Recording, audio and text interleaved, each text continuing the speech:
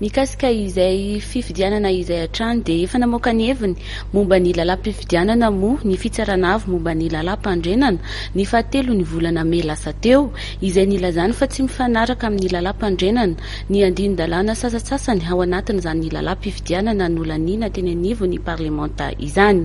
Androany namoaka ny fepotoana faharetan'ny fampielezan-kevitra sy ny fampiasana ny bileta tokana ny ACC tao anatin'ny fivoriana izay notanterahin'izy ireo tetsy amin'ny lapa tetsy Ambohidahy Androany. 10 andro no faharetan'ny fampielezan-kevitra ary bileta tokana no ampiasaina amin'ny fivoriana filopirenena fiodinana faharoa.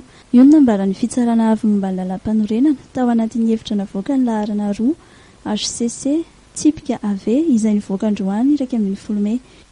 Nisy ny fanontaniana izay nentin'ny Praiminisitra Mafalo Olivier Solonandrasana tamin'ity androm-panjakana ity ny tokony hitondran'izy ireo fanampim-panazavana momba ny tamin'ny andinin sasany tao amin'ny fanapahan-kevitra laharana 5 HCC tsipika D3 tamin'ny 3 May 2012 ary tao anatin'ny heviny no nanamafisan'ny fampiasana bileta tokana ary ahatra 10 andro ny fampielezan-kevitra amin'ny fivoriana filopirenena fiodinana faharoa.